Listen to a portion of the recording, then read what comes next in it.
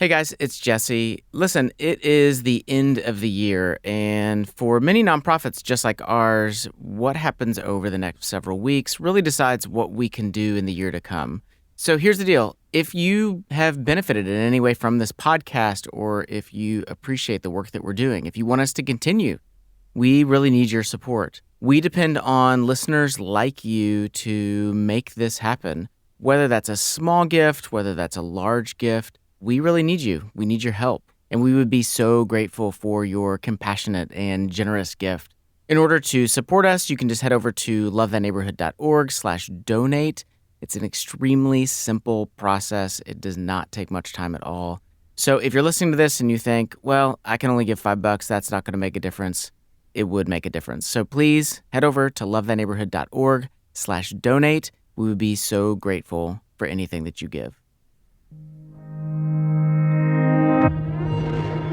Love thy neighborhood. Okay, cool. Oh, definitely. Awesome. Discipleship and missions for modern times.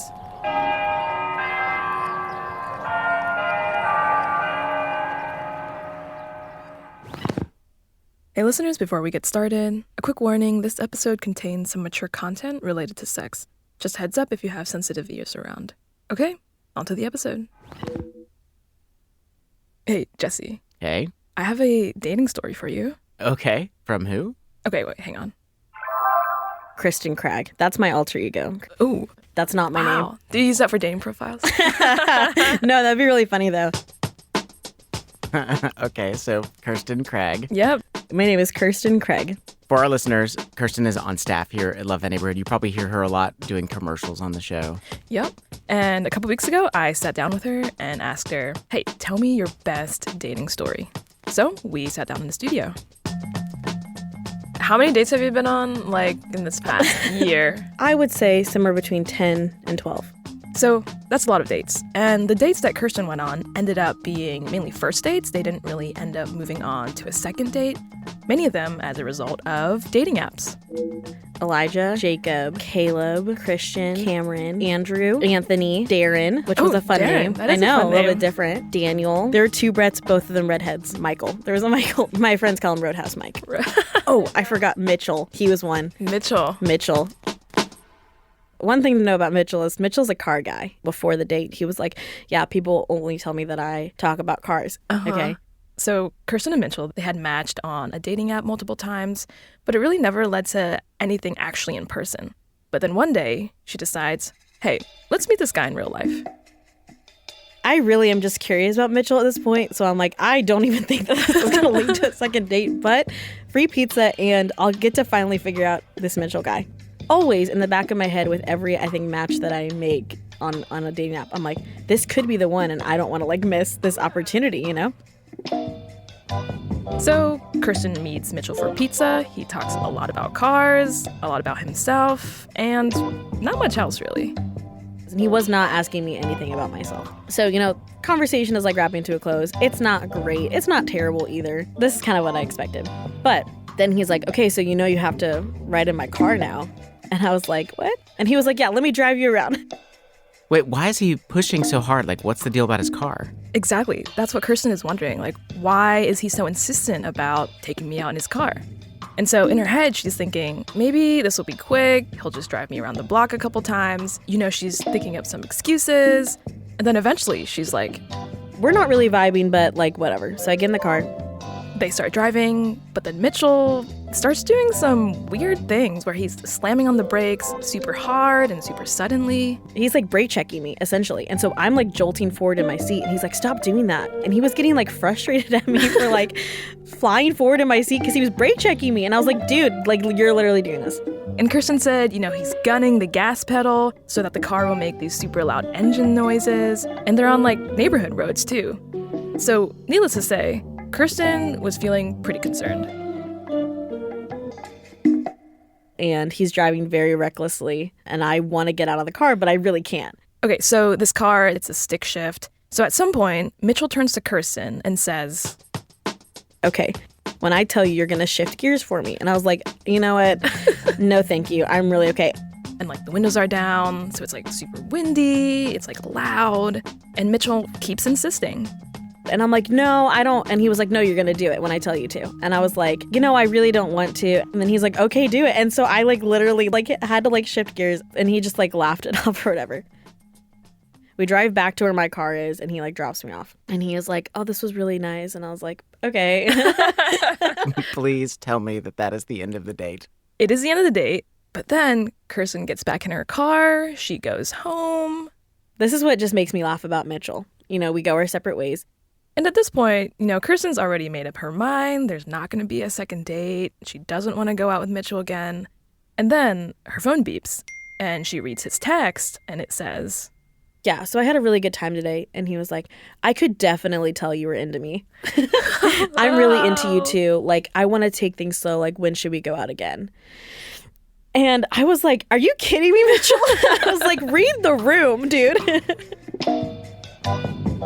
And since then, Kirsten and Mitchell have obviously gone their separate ways. Maybe he found somebody, I hope so. I hope she likes cars. I hope she likes cars. You're listening to the Love Thy Neighborhood podcast. I'm Jesse Eubanks. I'm Anna Tran. Today's episode, Where the Gospel Meets Dating. And since this topic is so broad, there are some aspects and angles that we just will not have time to cover. Yep, but the questions we will be looking at are, why do we date? Where do we get our ideas of dating from? And how can our faith help us date well? And whether you're single, already married, or not even interested in dating, I think there's something in this episode even for you. Welcome to our corner of the urban universe.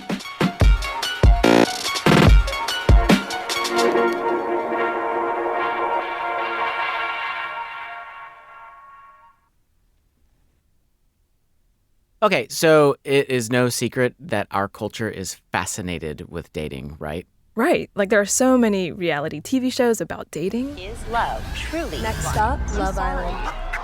There are so many blog posts, Instagram accounts, coaching services, all dedicated to giving dating advice. Yeah, and it makes sense. Why in the world do we have like all of these dating shows and rom-coms and songs about romance? And I think at the heart of it all, at some level, we all come into the world looking for someone looking for us. And one of the ways that we try to fill this longing is through marriage. And the Bible's clear. Marriage is a good thing. So Proverbs 18:22 says, "He who finds a wife finds what is good and receives favor from the Lord." And we read this and we go, yeah, finding a wife, finding a spouse sounds like a great thing. And clearly, the Bible is saying God favors it and favors us when he gives us that gift. Yeah, and also in Proverbs 31, it affirms the characteristics of, what a good wife could be. Charm is deceptive and beauty is fleeting, but a woman who fears the Lord is to be praised. And so, of course, somebody who's single reads those verses and thinks like, I would like some of that good life. I'm going to go out there and I'm going to pursue it. But of course, that pursuit looks different in every era and every culture. And so these days, it looks a lot like online dating, dating apps, hookup culture, going to bars, blind dates, speed dating, picking up people at nightclubs. Yeah, there was this study from Stanford University that found that young adults between ages 18 and 25 want to be married actually in their early 20s, meaning the demographic that they are interviewing wanted to be married at the time that they were being interviewed. But the reality is that more and more people are actually getting married for the first time in their late 20s. Right. And there are reasons for that phenomenon that we won't get to in this episode. If you're interested in the topic, we explored that in a previous episode that we produced, Where the Gospel Meets Emerging Adulthood. However, all this talk about dating actually makes me think of this woman. Hannah Rucksaker. I'm 31. So this is Hannah. She is super lovely. Right now, she has bright orange hair that matches her car. And in the past, her hair has been all different types of fun hair colors. She has a really cool style, an eclectic bohemian look. All that to say, she's just a fun, lively woman. And so for Hannah, in her early 20s, she didn't really date at all. There were times where she was interested in one or two guys, but as a whole, she was more focused on friendships, faith, and school. It wasn't until her late 20s when she started actually having an interest to date. It was like I knew two things. You had to date to marry, and to marry, you had to date. But like, what does that even mean? What does it look like? And at this point, Hannah is around 27. And from Hannah's perspective, in order for her to date, she needs to wait for a guy to ask her out. And one day, it actually happens. At church, a guy comes up to her, gives her his business card, and asks her out for coffee. Which is kind of great because it was like, even though we met in person, I now, knew his full name. I knew what he did. I could go creep on him on social media. So it was like a real-time version of like what you would get on a dating app, right? And over the next 2 weeks, things are moving along quickly. They went on more dates, and Hannah's feeling really excited. And remember, she's around 27 and only recently has started even wanting to date at all.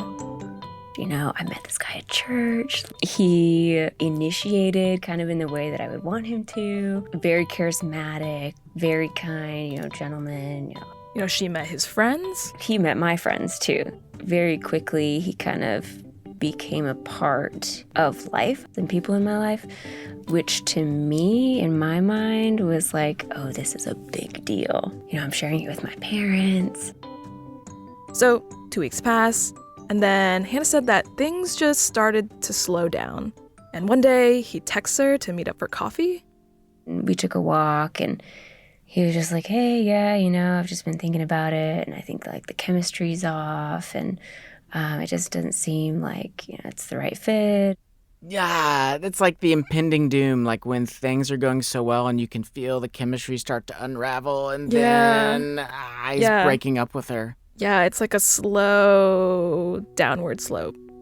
For me, it was so out of the blue because I thought things were going so well. And, the guy offered to give her time to think and talk about it later. It was just a lot for Hannah to take in all at once. In her head, she's just thinking, I thought you were attracted to me. I was attracted to you. And the only reason why I thought that was like, holding hands, putting his arm around me. And then by the end of the conversation, he tells her, hey, maybe we could still be friends. No, that's a foul play. Yeah. Don't pull the old let's just be friends maneuver. And in the weeks to follow, Hannah tries reaching out a few times. And eventually it was just that he wouldn't respond back to me. And so she just stopped trying. Gosh, I just remember so clearly, like, when I was younger, like going through these sorts of things, like it's like confounding when you're like, I thought all the signs were pointing to this great thing. And it's horrible. Yeah, it was. And she took some time to process that. She really tried to not let it get her down. In my head, it was like, there's more guys out here than just him. But the way Hannah was most comfortable with dating was having a guy ask her out. But the problem was, guys were not asking her out. And it's not like she didn't have any contact with male friends. We just never ran in the same circles. I had visual interests, right? Like, I thought they were cute. But a lot of times, even when you put yourself in a good situation to be asked out, there's always a chance it just doesn't happen. I was in a good church. I was in community groups, and it was like I wasn't meeting anyone where it was like I thought, these would be the places that I would. So what did she decide to do? Well, Hannah decides to take a different approach. And a lot of listeners may be familiar with these. She decides to try out dating apps. I was totally against them. I was like, no, there's no way. I want it to be natural and organic. But since natural and organic was not working, she decides, hey, let me give these apps a try. So she downloads a couple apps and fills out her profile. There are spots for your spiritual beliefs, if you were ever divorced, widowed, your age, your height. You can put if you smoke weed or not, if you have kids, if you don't, if you want them. All sorts of things. So she matched with some guys, they would talk and message on the app, but a lot of the dates would end up just being kind of like a once and done type of deal. Like we went for dinner, conversation seemed good, but then, you don't end up going on a second date. And of course, there were other guys who were on the app for just one thing, sex. And for Hannah, that was a boundary. It was pretty frequent where once the guy kind of found out that that wasn't what I was on there for, that would end it for him. And a lot of the guys who were only interested in sex, Hannah said they actually described themselves as Christian in their profiles. man, I thought when people say they're Christians, certain things followed. And that wasn't what my experience was. But sometimes she found a good match and they would get past that one and done phase into more of a long-term, kind of like talking relationship. I had started dating a guy from Nashville, and we were talking for like 5 or 6 months. Yeah, and so they're talking to each other more frequently. It seems to be turning into like a real relationship. But the weird thing is that every time they would try to get together in person, they would have some sort of miscommunication. It would be like I would text him and wonder if he was coming up to see me or not, and I wouldn't hear from him until the weekend was over. And I was like, oh, okay, I guess you're not coming up because I never heard from you. And so at one point, Hannah is trying to figure out a time to visit him in Nashville. A few days earlier, they had just talked on the phone about aspects of their relationship. Almost like bullet pointed of like, okay, we feel like there's about 3 things going on that we need to talk about. And we aired everything out, I felt like. And things felt really good. Saturday rolls around. Hannah's really excited. She's going to meet him for the first time. She puts on extra cute clothes. She does her hair, gets her makeup on. She's nervous, but also really excited. So she jumps in the car and starts driving to Nashville. Saturday, I didn't hear from him, but at that point it was kind of expected. Like I would, sometimes I wouldn't. I texted him and said that I was heading down, and it didn't deliver. You know, Hannah's thinking, he told me he was going to this event. Maybe he's in a building where the service is just bad. Like maybe he's, busy. So Hannah keeps driving. I was maybe an hour and a half away from Nashville, and I found out that he blocked me from Snapchat and Instagram and phone and everything. And I had no idea why. So Hannah, she immediately calls her friend and was like, what do I do? And she was like, honestly, I would just turn around and go home. If you go and try and wait for him to text you or something like that, I feel like you're just going to be a mess, which I think was the best advice that she could have given me. So I turned around and went back.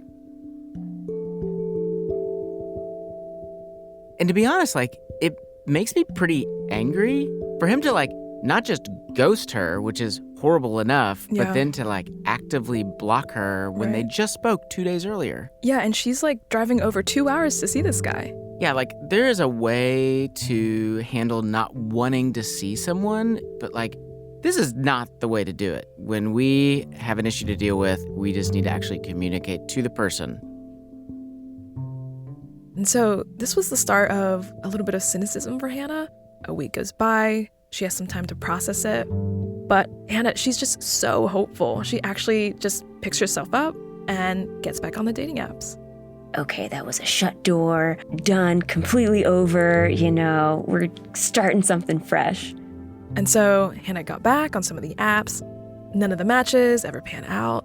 So she gets to a point where she just deletes them all. Gosh, modern dating. What a discouraging experience.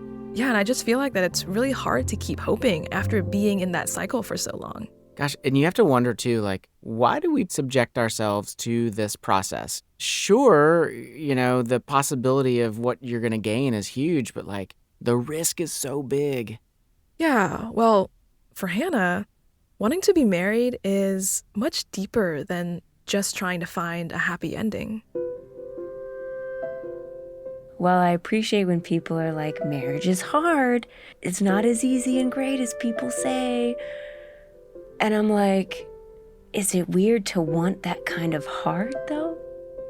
And that longing, I think, of get emotional. What? Longing, I think, for that depth, that lifelong companion with a bond that's so deep on all intimate levels.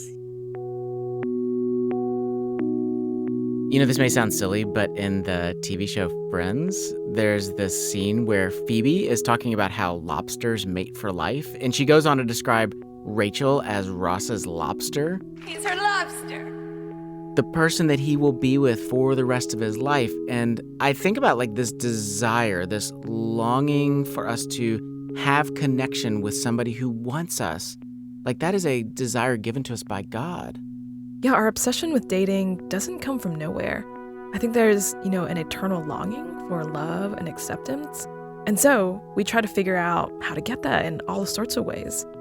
Which, it makes me wonder, how are people trying to find love? What methods are they using? And is there even like a Christianly way to do it? Yeah, these are really good questions, because there are so many ways that people are trying to find that special someone. And sometimes like when the traditional approach doesn't seem to work, people decide to do something a bit less conventional, or in some cases, way less conventional. And the results can be pretty fascinating. So, coming up, the story of a former male stripper learning how to date in the church. Wait, hold on. What? We'll be right back. Hey, this is Kirsten, the recruitment assistant at Love Thy Neighborhood.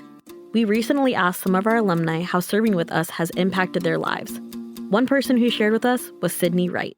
From Aberdeen, South Dakota, I served in the homelessness track where God opened my eyes to social, racial, and economic injustice. I learned that these issues demand action. Working with the homeless population taught me how to stand with and for the vulnerable, as we see Jesus do so many times in the Gospels. LTN gave me a chance to see how big God's heart is for the broken and lowly, and how He is the only one that will bring justice and peace to this weary world. If you want a hands-on experience of missions in our modern times, come serve with Love Thy Neighborhood. We offer internships for young adults ages 18 to 30 through the areas of service, community, and discipleship. You'll grow in your faith and life skills. Learn more at lovethyneighborhood.org.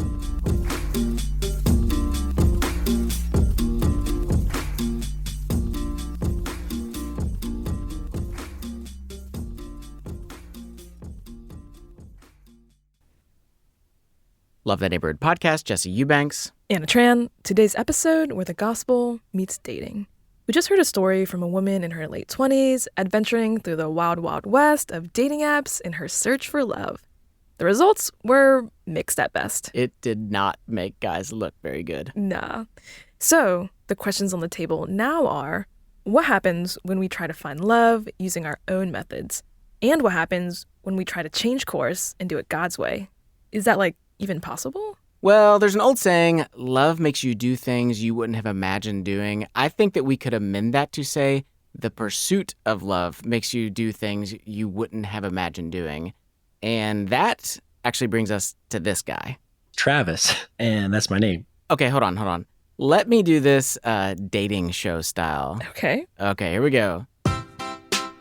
This is Travis. Travis is in his early 30s. He enjoys hiking, dancing, and exercise. Travis's two greatest loves are God and going on adventures with his friends. If you're looking for a companion to join you on the journey of life, Travis just might be your one true love. How's that? That's actually kind of nice. Yeah. Okay, so Travis lives out west, and he's actually on staff at a church, but he can remember, even as a kid, dreaming about finding a wife, a special someone to share his life with. From a young age, I was a hopeless romantic, of course. But Travis was also a bit of an insecure kid. I found my value in wanting to chase a girl I never thought I could. He had a fear that no one would ever want him, or that he wouldn't be appealing enough to ever attract someone. So I started seeking more validation from women. But then he goes off to college, and one night he runs into this girl that he knew from high school. And actually, it was this girl that he had a crush on. One thing leads to another, and they end up having sex. Travis is really into this girl, and she seems into him, so he pursues her, tries to date her, but I tried. She didn't want anything from me necessarily beyond validation, probably as well. And so this experience, it actually made his insecurity even worse. I think that led me to just work really hard to put on a worldly male image. And this results in Travis going on a whole bunch of dates as a college student. But over and over, the dates never really turned into any long-term relationships. So the cycle would just go, feel lonely, go on some dates, have a good time, end up alone, repeat. And this cycle really just wore down on him. It was a lot. I started just down a really long, dark path. And so Travis found himself feeling rejected and insecure and still just longing to find a girl who would love him. And he was starting to feel pretty desperate. And out of this desperation is actually when his story takes a pretty unconventional turn. Okay, I'm with you. So Travis is getting to the end of college, and as all college students do, he's trying to figure out, what am I going to do with my life after I graduate? As I was graduating, I got an offer from one of the other girls who was graduating. She was telling me how she was going to start choreographing this show, and she said, would I be interested in being in a male review? And I'm like, what's that? But when he asked for more details about the job, it's not what he was expecting. And she goes, go watch Magic Mike and get back to me. Magic Mike? You mean like the movie about male strippers? Yeah. So Travis goes home, he watches Magic Mike, and then that night I text her, I'm like, I think I could do that. And here's the deal, he refers to himself at this point in life as a male stripper. That's his own language. So he becomes part of this group, and he quickly finds himself immersed in a new world. And he's not just on the outskirts, he jumps in head first. I ended up kind of leading the show, managing that alongside burlesque dancers, DJs, go-go dancers, just the whole thing. And having all that attention from women every night not only made him feel less insecure, but he also thought, I thought it was like a gateway to meet women, to hopefully find one and get out of it and start a family and live happily ever after kind of thing.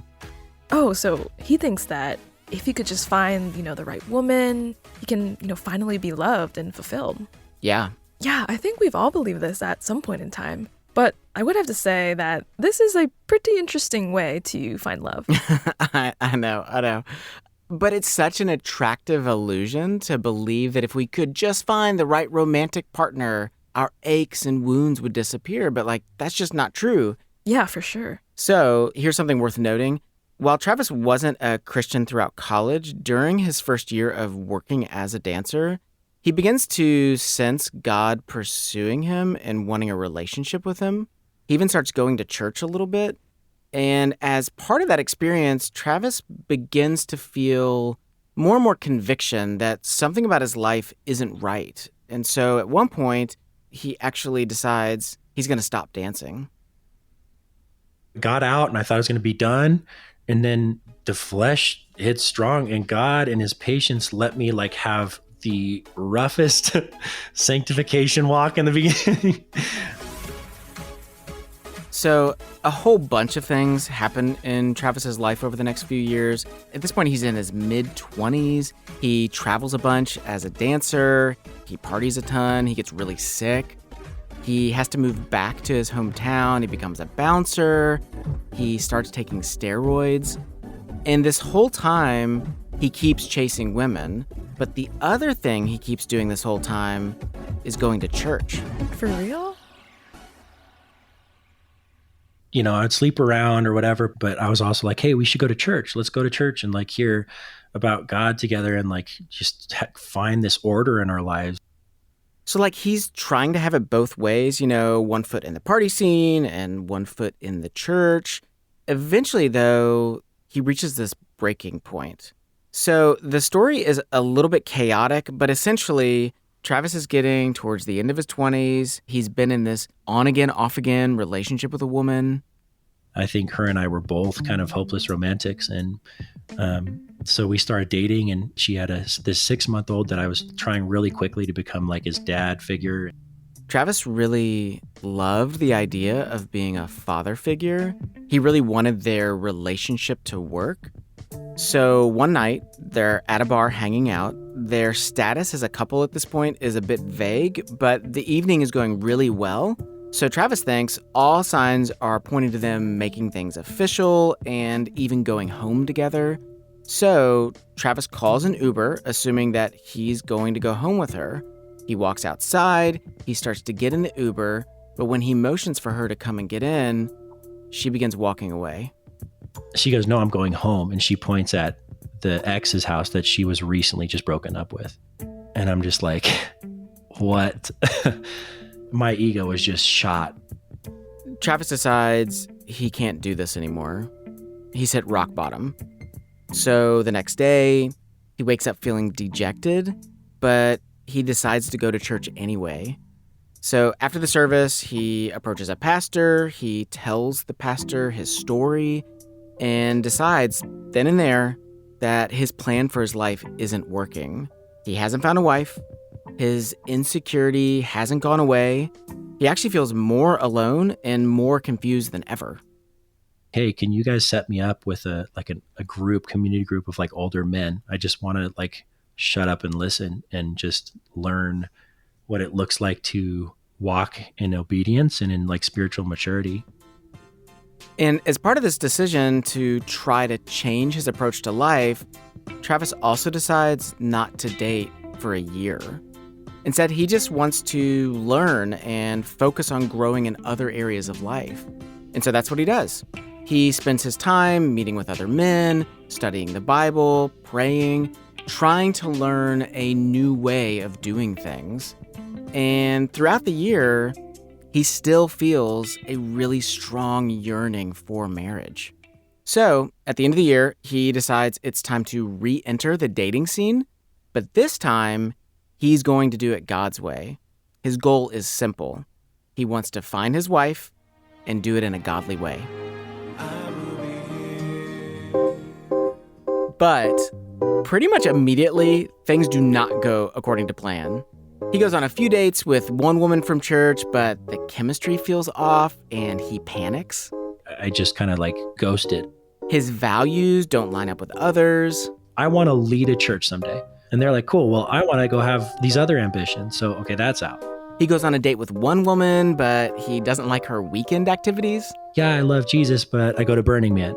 Burning Man is a controversial art festival that often involves nudity, sex, and drug use. I know there's a lot of people who call themselves Christians who will justify that. You're talking to a guy who's a stripper who would then put a cross on and try to evangelize after the shows. And remember, the whole time he's trying to figure out how to do all of this differently than he's done in the past. This is like some confusing new water, I think, for me, because I was learning at the same time what it looked like to walk in Christianity and respect women and meanwhile respect myself and just trying to walk this line. So Travis backs off. He takes time off from dating. Eventually he tries again. And every time he tries just to do it a little bit better than before. But it's never quite right. It's like he can't crack the code of what makes dating work. And so today, Travis is in his early 30s.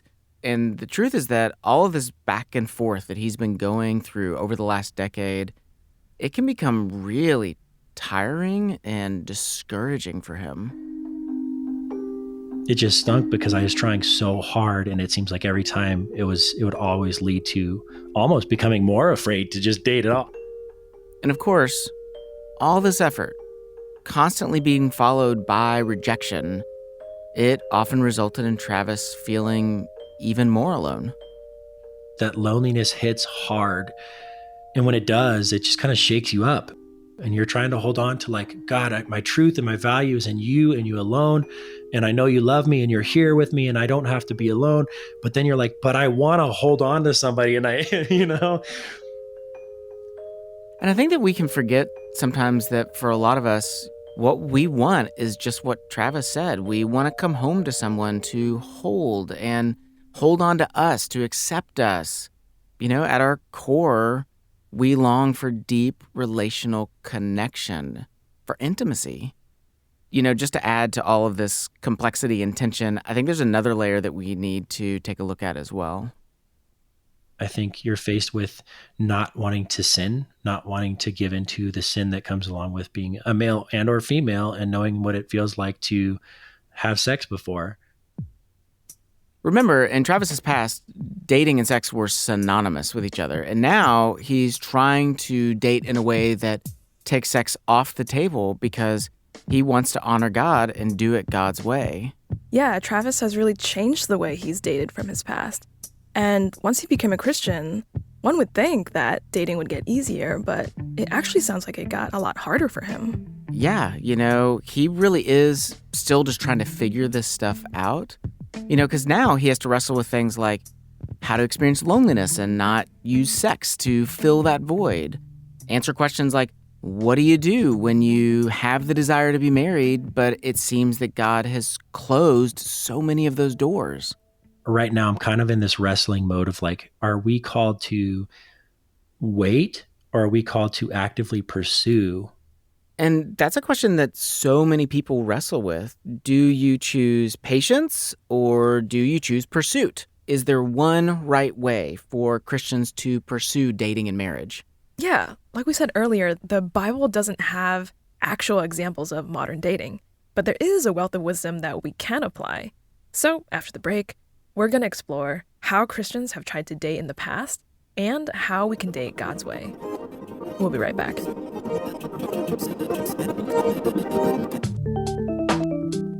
Here at LTN, we're all about helping people build better relationships. And we've actually created a brand new way to do that with our Say More conversation cards. Say More is a deck of 100 questions to kickstart engaging discussions.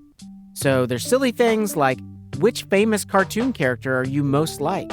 And there's also serious things like, what has been your hardest goodbye in life? You can use our Say More cards with your family, your friends, on a date, at the office. My family and I have been using them at the dinner table, and I've learned things about my kids that I truly never knew before. To grab your own deck of Say More cards, go to lovethyneighborhood.org and click the store link at the top of the menu. And while you're there, grab a couple more decks. They make great gifts for Christmas or birthdays, and all proceeds go directly to support Love Thy Neighborhood. So, go to lovethyneighborhood.org and click store, and get ready to say more, because better relationships are just a question away.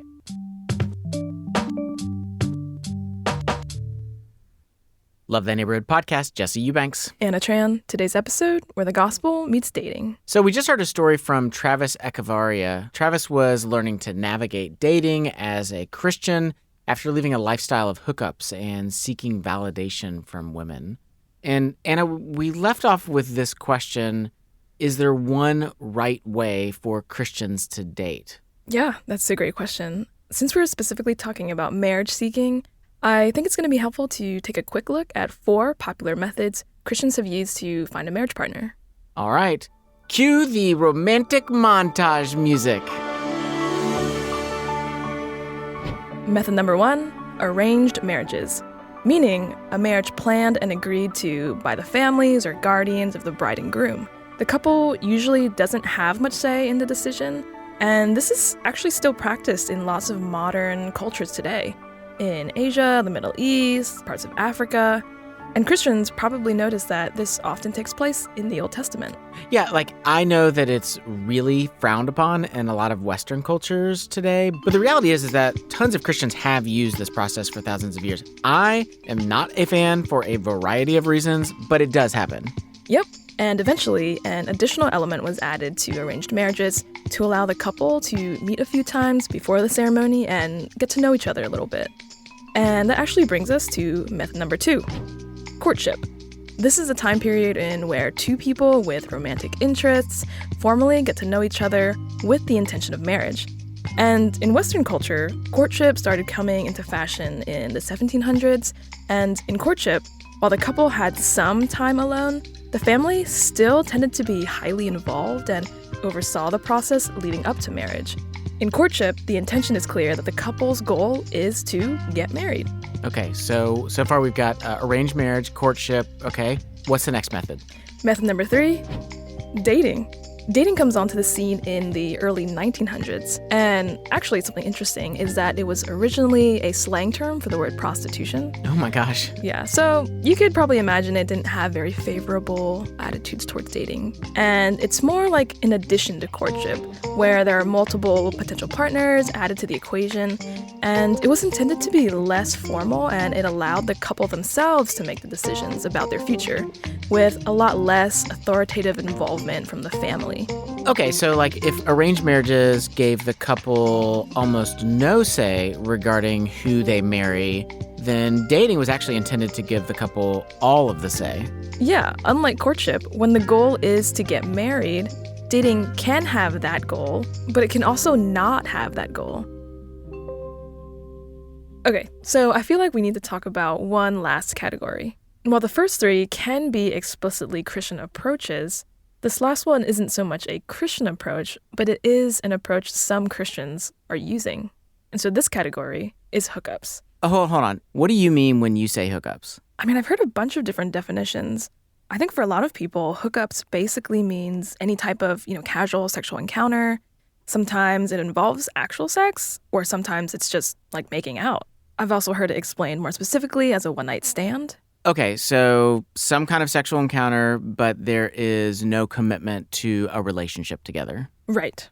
Now, thinking about present-day Christian culture, we've kind of gotten stuck between what it looks like to have godly ways of courting and dating. Wait, what do you mean gotten stuck? Yeah, since the early 1900s, Christians have kind of seesawed back and forth between courting and dating, trying to land on whether one is better than the other. Here's some examples of that in the US. Let's begin in the 1950s. Imagine you're at the retro drive-in theaters, the guys and the girls are going steady. And while plenty of people were dating, there were also others that were advocating for courtship, like theologian John C. Winger. He wrote a short book called Clear Thinking About Courtship. You cannot prepare for a happy marriage on the basis of insincerity or deception. Fast forward to the 1980s. So between the 50s and 80s, a lot happens. The sexual revolution, women are gaining a lot more independence, divorce rates are on the rise, and so Christians are just grappling with what does the family look like? And at the same time, self-help books are on the rise, and so we have things like Scott Kirby's Dating Guidelines from the Bible, Greg Laurie's God's Design for Christian Dating. Here's the problem, people aren't doing it God's way. Oh, okay, hold on. So now we're into the 1990s. Like, that's my neck of the woods. Yeah, you should take this one. Okay, so you've got the rise of single-parent households. You've got culture wars going on. There's the aftermath of the AIDS crisis. You've got purity culture on the rise.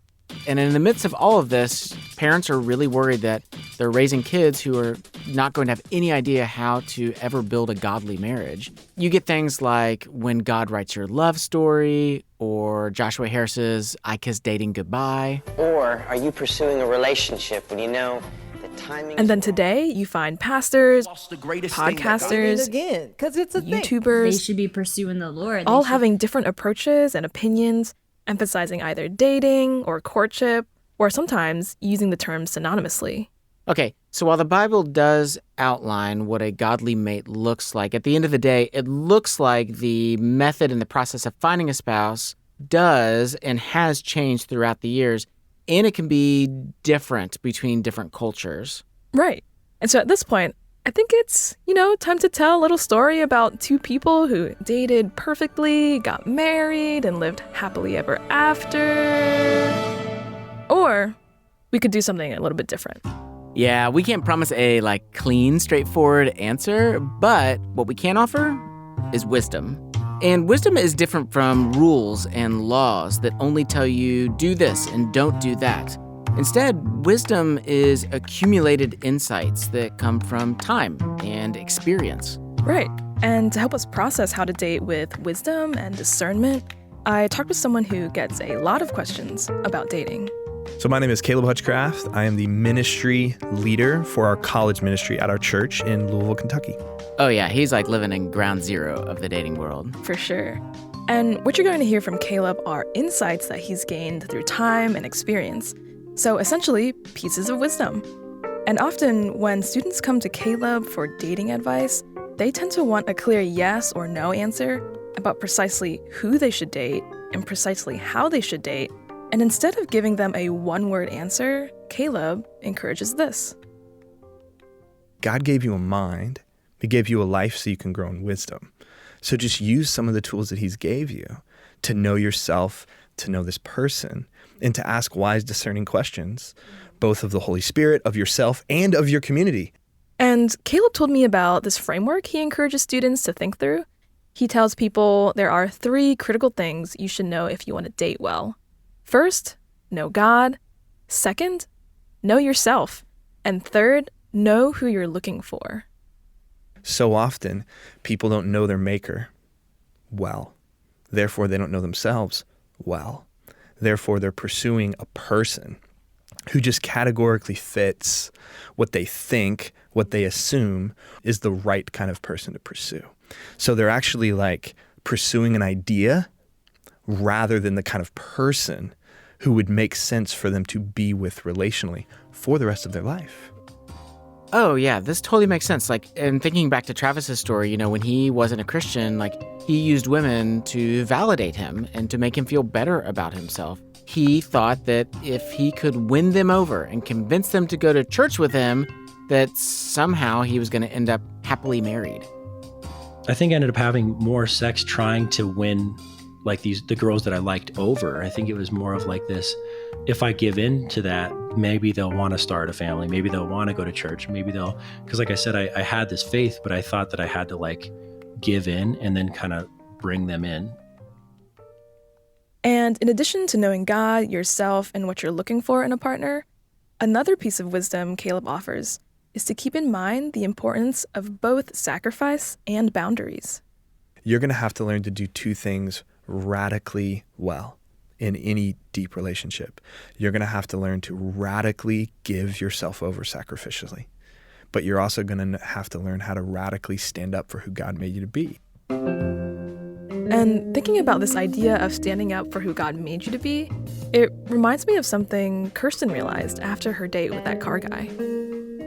I don't know, looking back, I'm like, I should have stood up for myself a little bit more, or I should not have even entertained the idea of a date with him. But I think that, like with dating in your 20s, and especially when you've been single for a long time, and so I feel like, time's running out, which is like so stupid because I'm 22 and I have my whole life ahead of me to do really, really wonderful and cool things. And Hannah, she also talked about the importance of having healthy boundaries and not sacrificing who you are. Women, and I'll even say men too, we can get so scared that we won't find someone. So we'll, sacrifice a little here and sacrifice a little there. Till then, we're becoming a version of ourselves that isn't true. Yeah, so often I hear about Christians who in their genuine loneliness, their genuine longings, they will end up dating somebody who doesn't truly align with their core values. And it could be core values related to vocation or hospitality or what you do with their money or whatever. But I think that the one that's a real risk is when they date somebody who doesn't share their deepest values, which are related to their faith. And I just think that it's a reminder, like, God wants us to enjoy relational flourishing, but that does mean that whoever we enter into a romantic relationship with, we need to agree on some really core things. And if my faith is the deepest thing about me, I need to be able to share that with you.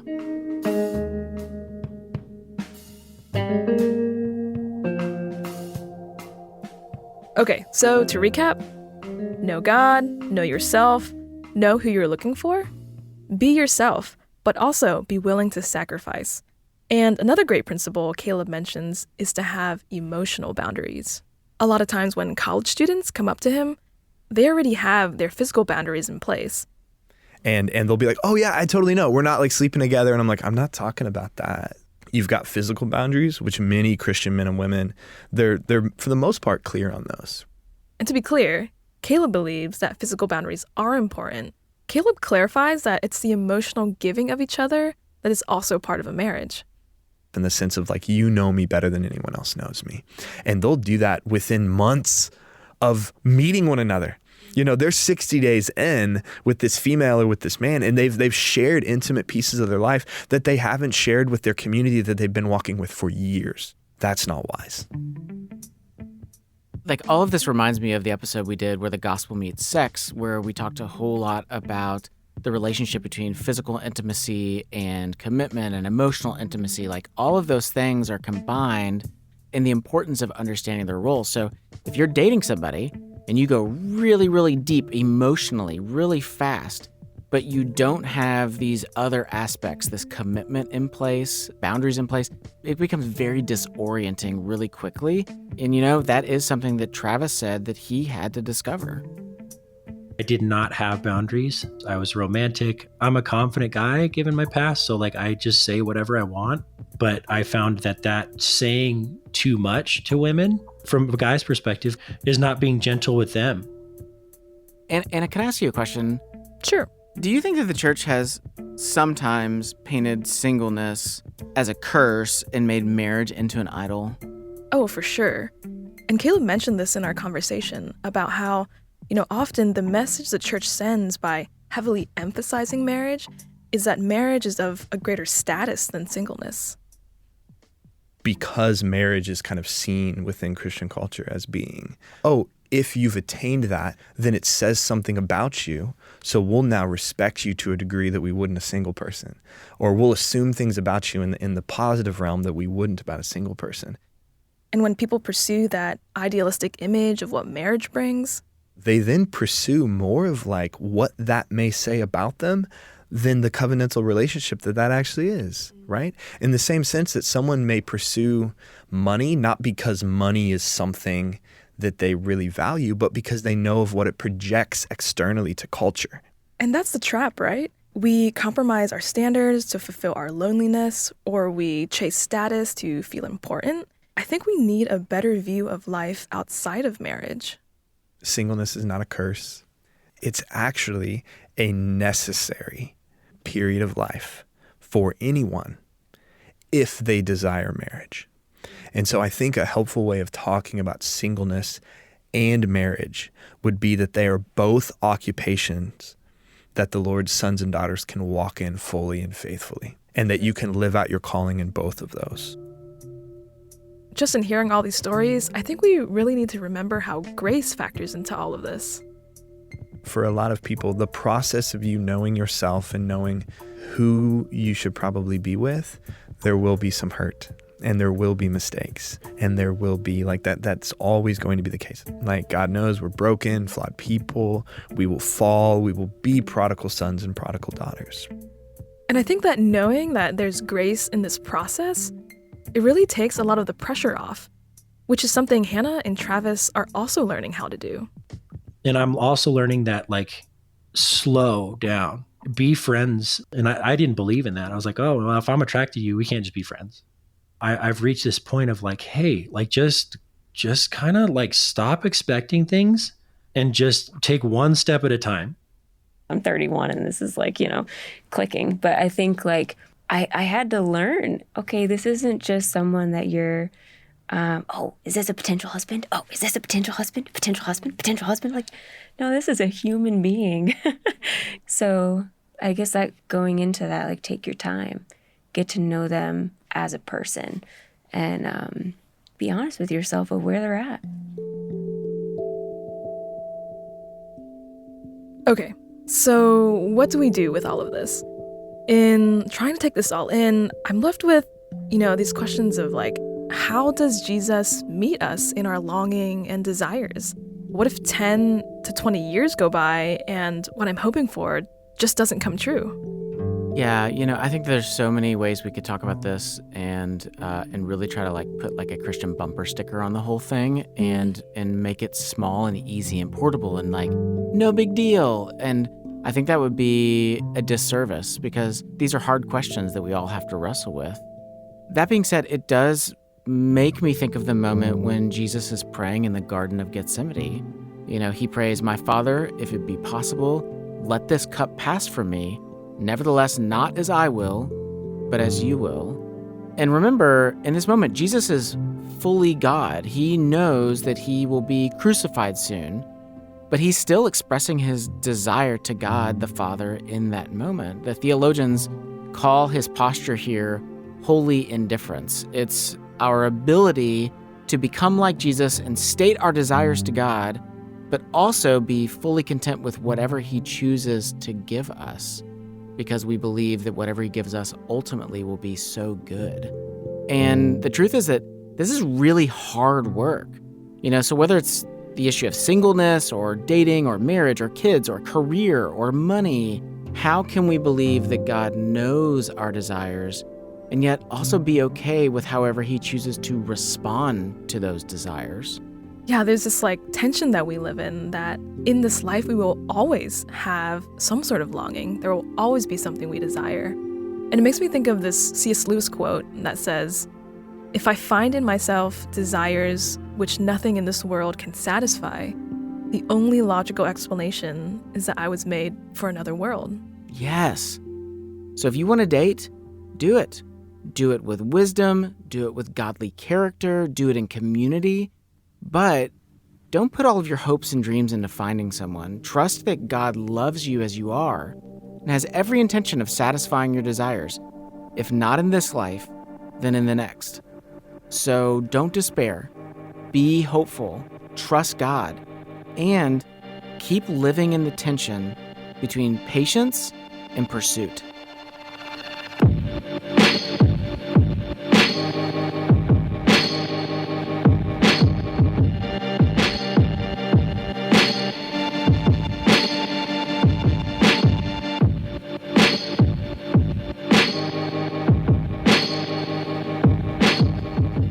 If you've benefited at all from this podcast, please help us out by leaving a review wherever it is that you listen to podcasts. Your review will help other people discover our show.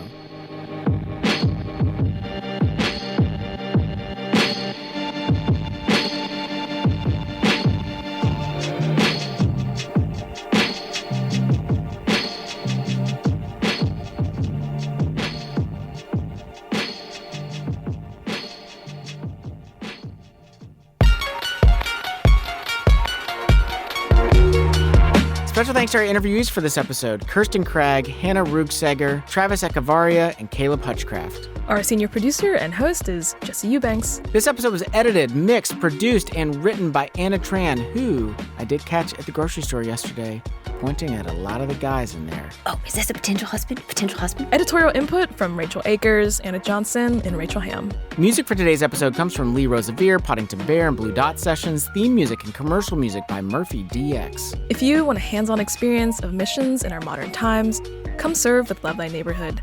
We offer internships for young adults ages 18 to 30. Through the areas of service, community, and discipleship, you'll grow in your faith and your life skills. Learn more at lovethyneighborhood.org. Which of these was a neighbor to the man in need? The one who showed mercy. Jesus tells us, go and do likewise.